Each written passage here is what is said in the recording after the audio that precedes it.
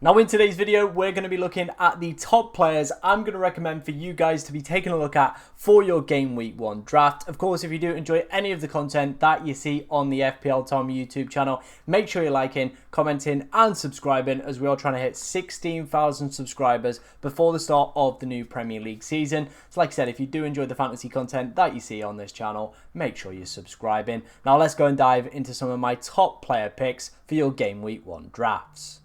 Starting off first is going to be a man that hasn't left my drafts for probably a good week and a half at the moment. Of course, scoring against Manchester United in his last pre-season game has definitely elevated his stock and has taken him over the 10% threshold in terms of ownership. But I think there is very, very good reason for that. Iliman Ndiaye, with the Everton fixtures looking pretty succulent over the opening set of weeks, feels like an absolutely fantastic buy at that 6.5 million price tag. Of course, if he's going to come in with penalties as well, I think that further increases his overall value for an Everton side that I think this year are going to be a lot more progressive. I think David Moyes, had to kind of work with what he was given from Sean Dyche last year. Whereas Iliman Ndiaye, very, very attacking player. We've seen it with Sheffield United before, can flourish. If he can take his game to that next level, I honestly think he is going to be a cracking little player at 6.5, becoming very, very template. But I think there's a very, very good reason for that as well. He's a great natural finisher.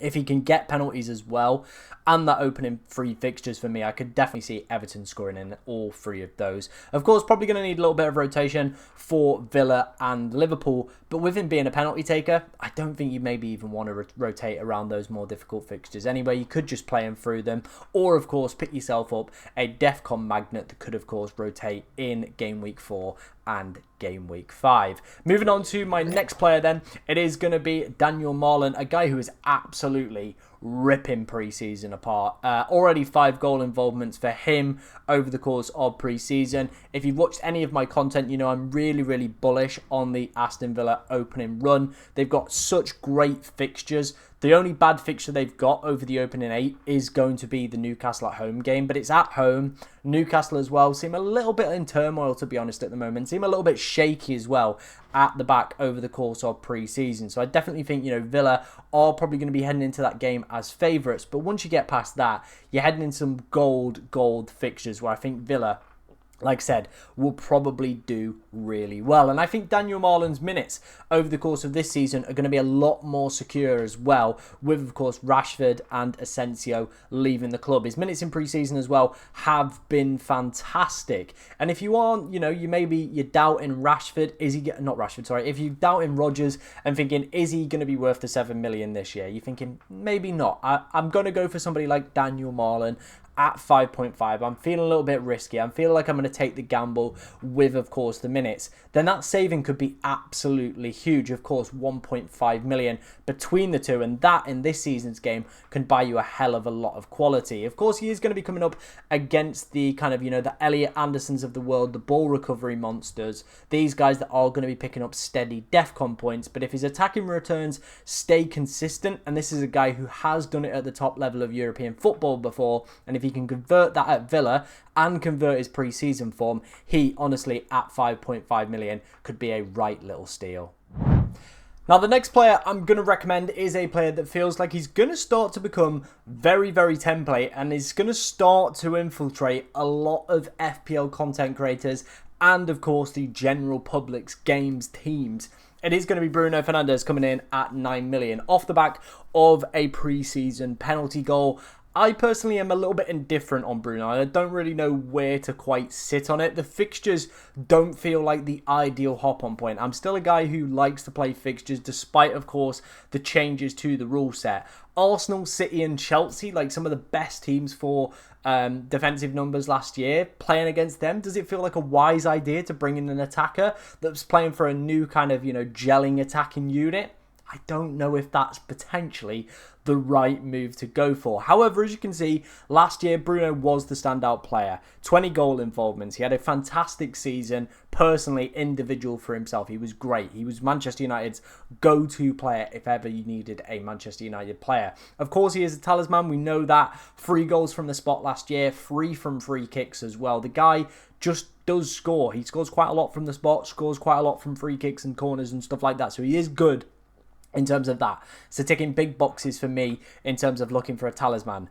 The other thing that has changed my mind a little bit on Bruno Fernandes is going to be this fantastic work done by FPL Tom Hadley. As you can see here, in 55% of his games last year, he scored 4 or more points. He could just be one of those players that is genuinely just consistently ticking over. Just one of those players that you can just set and forget, leave in your side. He can, of course, go and get the big double-digit hauls with, of course, his attacking returns. But with DEFCON now added to the game, he feels like one of those players that can just become one of those players that can just very easily tick along, do the business, and become a fantastic little player. Like I said, he picked up 22 points last year from defensive contributions if they were in the game. That is a lot of points. That's quite a few attacking returns if you add the numbers up as well. So he is, just like I said, going to be one of those players that could just become set and forget Bruno Fernandes. I'm still a little bit indifferent on the fixtures overall for me personally, but let me know where you sit on Bruno Fernandes as a potential asset at the start of this season. Of course, if you want to go and look at the defensive contribution numbers or any kind of, new player numbers or stats or anything like that, one of the best tools to use is going to be, of course, Fantasy Football Hub. You can go and get your team rated as well by their AI tool. It gives you lots of player picks, tells you the best players to replace them with. It's an absolutely fantastic tool. It is completely free to, of course, go and get that done as well. So click the link in the description. Go and get the best start to the season. And honestly, using this tool was one of the main reasons I achieved a top 10k finish last year. So I would highly recommend it. Go and check it out. Like I said, link in the description for that one.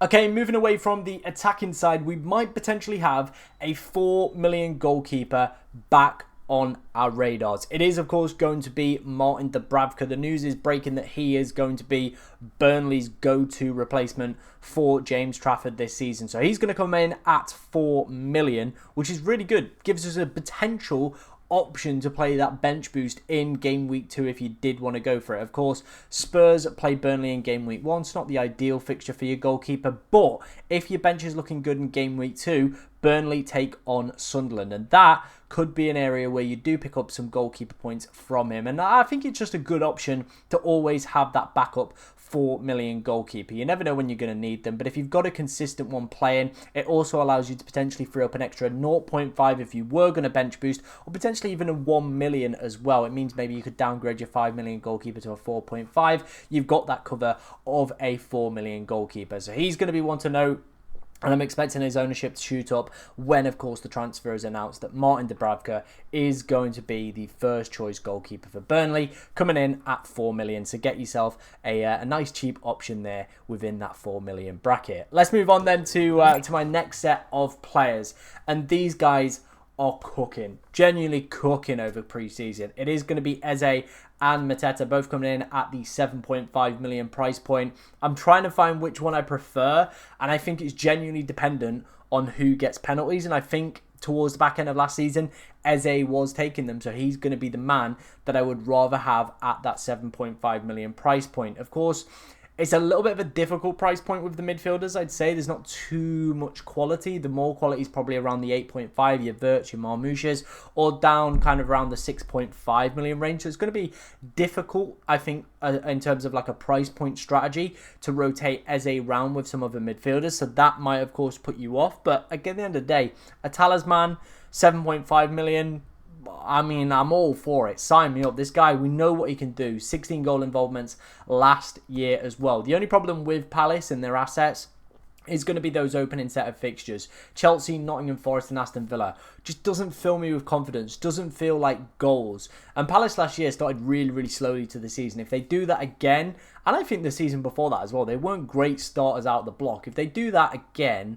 with those fixtures as well, it would be quite frustrating to, of course, be loaded up with a Crystal Palace attacker. I think there's probably going to be more appeal to go for Mateta, purely down to the other strikers that are around that 7.5 million price point. There's plenty of them. There at the moment, though, just a little bit like there's too much going off. Like Solanke, the injuries, he will become very, very template when he's fit, because he will be the penalty taker, 7.5.